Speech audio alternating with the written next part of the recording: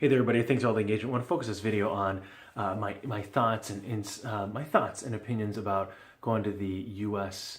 Holocaust Museum here in D.C. and also the National Museum of African American History and Culture. So let me first start with the kind of how it occurred.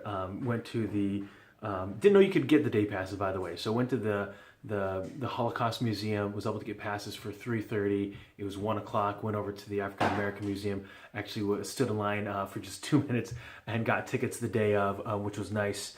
And then spent about 90 minutes in both museums. And so the African American Museum started at level 4 and was able to just revisit the impact that the African American community as a whole and these individuals, most importantly, did in order to make an impact not only in war, in war times, and in the military. It fought back all the way back into the Civil War and even the Revolutionary War, and then to be able to just see their impact even as recent as of today.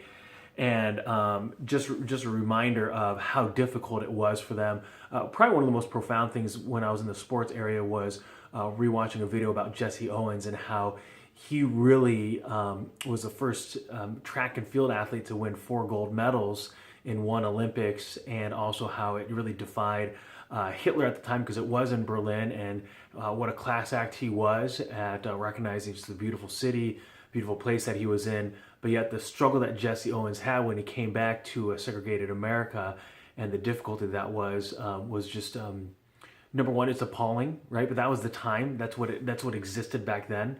And just the struggle of how recognized he is as an athlete, especially during that time, but yet didn't receive any of that kind of accolade or respect when he came back home, just due to the circumstances that existed. And then you think about some of the greats that really just propelled just either education or sports in a different direction. You think about like Muhammad Ali in boxing, you think about Michael Jordan in basketball, you think about Tiger Woods in golf, you think about the Williams sisters in tennis, not only doubles but also singles. And it's just amazing to be able to just think how these people really moved the game just based on they elevated it. They had people stop thinking in the normal traditional ways just because they themselves were not only talented but just persevered through all the obstacles and all the doubters and critics that said that it couldn't be done or it shouldn't be done.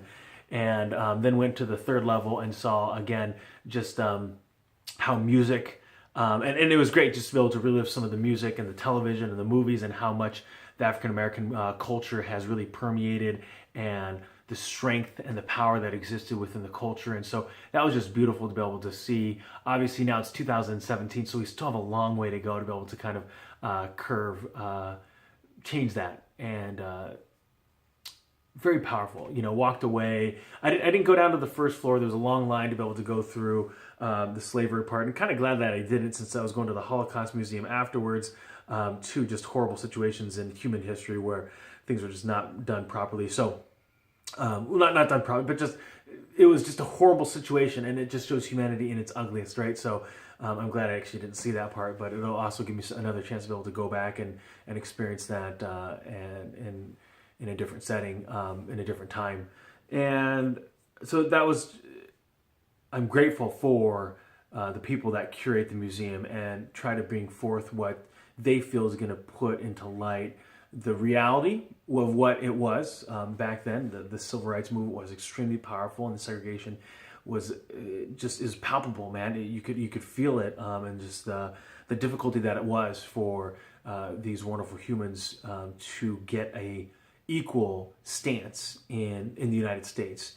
And so I know that oftentimes the way that we have such a variety of cultures and races that exist in the United States, oftentimes we are on the microscope of what's occurring in other countries and how they end up dealing with refugees and with other cultures. And so that was very, very interesting to look through that again, that the different lens of seeing it from the perspective of the African American. So really grateful for that museum.